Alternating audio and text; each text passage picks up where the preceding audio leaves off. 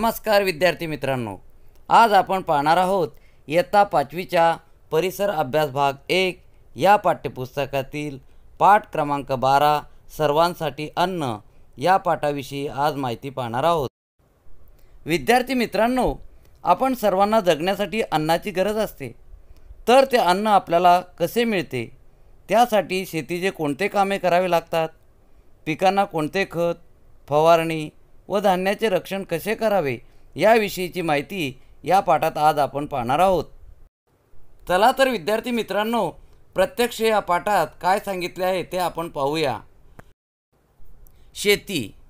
शेतीचे हंगाम वनस्पतीपासून आपल्याला अन्न मिळते, त्यासाठी शेतामध्ये पिकांची पेरणी व बागांमध्ये फळझाडांची लागवड केली जाते।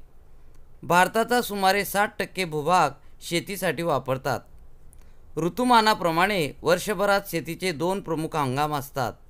जून ते ऑक्टोबर पर्यंतच्या हंगामात खरीप हंगाम म्हणतात। या हंगामात पावसाच्या पाण्याचा प्रत्यक्ष वापर होतो। ऑक्टोबर ते मार्च पर्यंतच्या हंगामाला रब्बी हंगाम म्हणतात। या हंगामात जमिनीत मुरलेले पावसाचे पाणी, परतीचा मान्सून आणि पडणारे दव यांचा उपयोग होतो। याशिवाय मार्च ते जूनमध्ये जी पिके घेतली जातात त्यांना उन्हाळी पिके म्हणतात।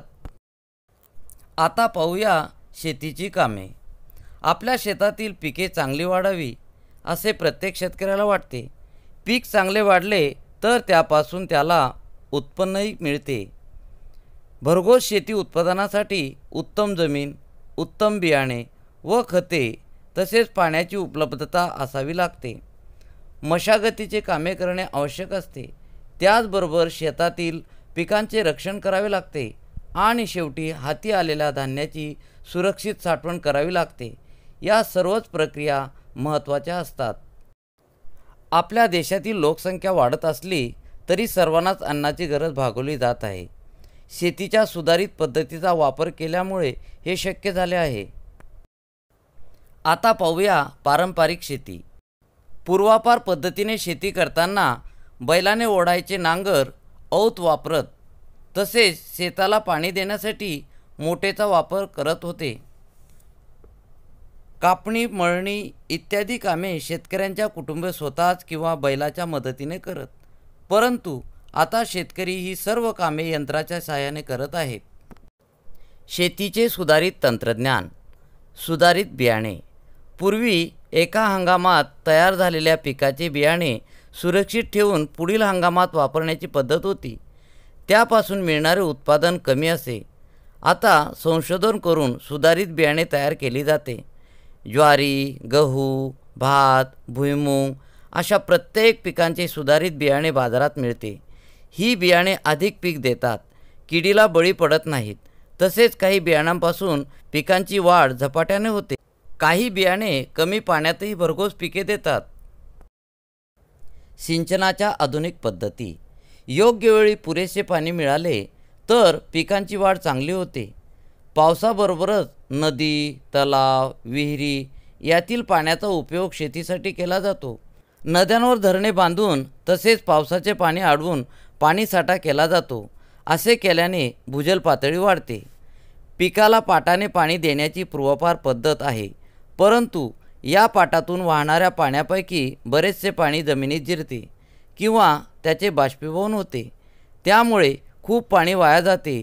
आता सिंचनाच्या आधुनिक पद्धतीचा वापर केला जात आहे, त्यामुळे पाण्याची बचत होते। ठिबक सिंचन आणि तुषार सिंचन या सिंचनाच्या आधुनिक पद्धती आहेत। ठिबक सिंचन पद्धतीमध्ये छिद्रे असलेल्या नलिका वापरतात, त्यामुळे पिकांच्या मुळाशी आवश्यक तेवढेच पाणी ठिबकते, त्यामुळे उपलब्ध पाण्याचा पुरेसा वापर होतो। तुषार सिंचन पद्धतीमध्ये लहान मोठ्या कारंजामधून पिकावर पाणी फवारले जाते। यानंतर पाहूया पिकासाठी आवश्यक असणारे खते।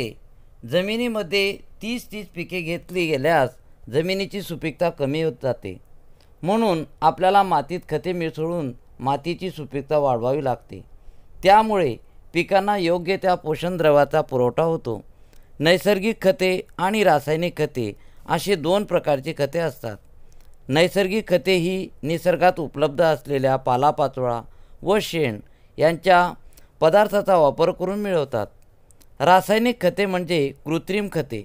या खतांमध्ये शेतीला उपयुक्त असे विविध रासायनिक घटकांचे नेमक्या प्रमाणात केलेले मिश्रण असते. पूर्वापार शेती पद्धतीत शेणखत, लेंडीखत, हिरवळीचे खत, कंपोस्ट खत अशी नैसर्गिक खतांचा वापर केला जाई.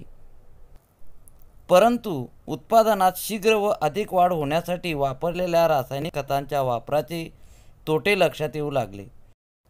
रासायनिक खतांचा बेसुमार वापर झाल्यामुळे अतिरिक्त खते जमिनीत शिल्लक राहतात. त्यामुळे जमिनीची सुपीकता कमी होते. अशा जमिनीत धान्य उत्पादन घटते. शेतीसाठी पाण्याचा अतिवापर केल्याने जमीन क्षारपड होते. ज्या भागांमध्ये मुबलक प्रमाणात पाणी उपलब्ध आहे त्या ठिकाणी क्षारपाड जमिनीचे प्रमाण वाढलेले दिसून येते.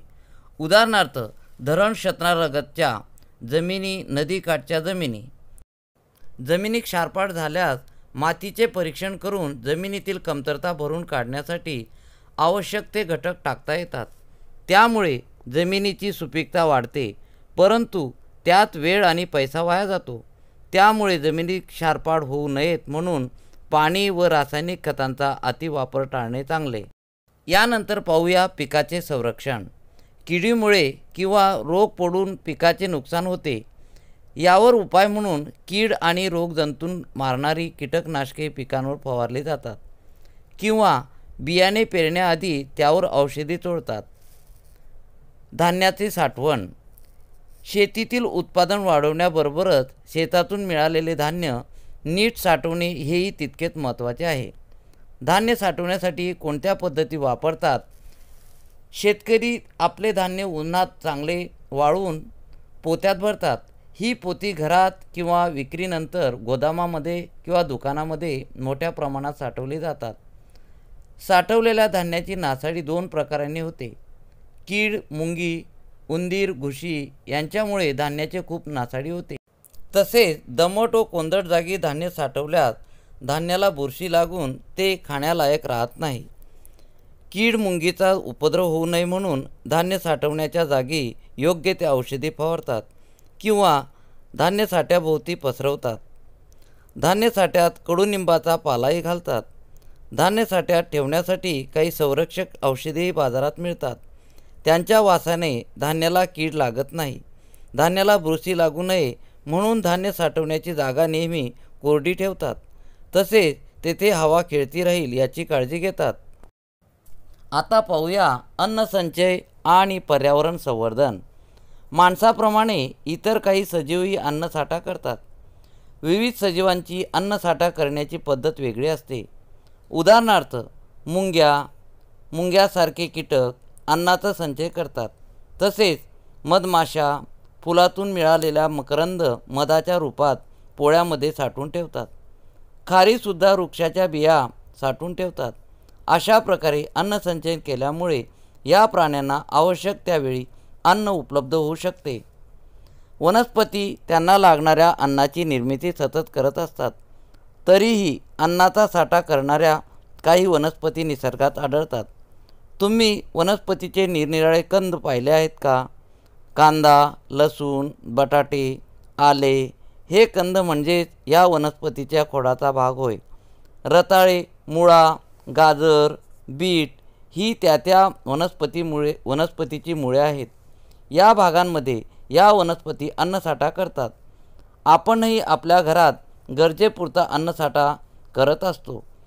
भारतात सुधारित शेती तंत्रज्ञानामुळे मुबलक धान्य उत्पादन होत आहे. हे धान्य मोठमोठ्या गोदामात साठवले जाते.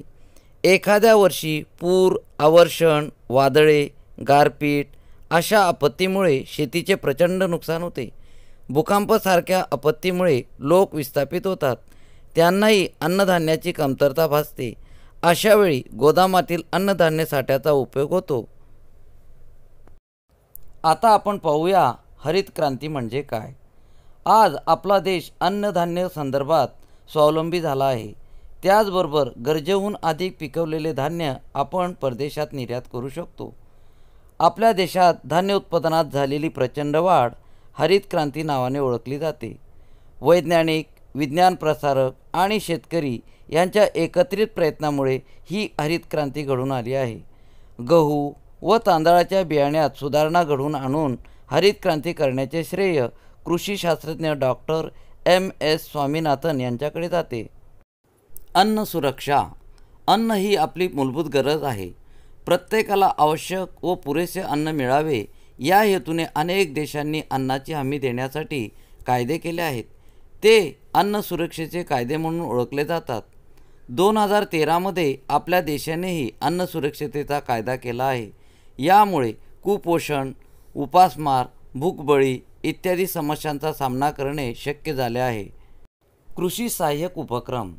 या उपक्रमाद्वारे शेतकऱ्यांना शेतीसंबंधी आधुनिक तंत्रज्ञान, जलसिंचन सोयी, सुधारित बी बियाणे, विविध खते व कीटकनाशकांचा वापर इत्यादी माहिती मिळते. शेतकरी आता हवामानाचा अंदाज, शेतीविषयक माहिती कृषी सहाय्यक केंद्रातून मिळवतात. याशिवाय त्यांच्यासाठी शेती शाळाही सुरू करण्यात आली आहे. या शाळेत शेतकरी कुटुंबातील सदस्य शेतीविषयक नवीन तंत्रज्ञान शिकतात. कृषी उत्पन्न बाजार समित्यांच्या माध्यमातूनही प्रदर्शन भरवण्यात येतात. शासनाच्या कृषी विभाग, कृषी विद्यापीठाने दूरदर्शन, वर्तमानपत्रे, शेतीविषयक विविध नियतकालिके, शेतीवर आधारित विशेषांक यांच्यामार्फत आधुनिक शेतीचा प्रचार व प्रसार केला जातो. सर्व शेतकऱ्यांना सुधारित पद्धती वापरून भरघोस उत्पादन घेणे शक्य झाले आहे. संपूर्ण देशाला याचा फायदा होत आहे. हे नेहमी लक्षात ठेवा. शेतीसाठी आवश्यक तेवढे पाणी वापरावे. रासायनिक खते, कीटकनाशके वापरताना काळजी घ्यावी. तसेच त्यांचा अतिरिक्त वापर टाळावा. आपण काय शिकलो? शेतीचे खरीप व रब्बी हे प्रमुख हंगाम आहेत. सुधारित शेती तंत्रज्ञानामुळे अन्नधान्य उत्पादनात वाढ होते. कृषीविषयक उपक्रमाद्वारे शेतकऱ्यांना शेतीविषयक नवीन तंत्रज्ञानाची माहिती मिळते.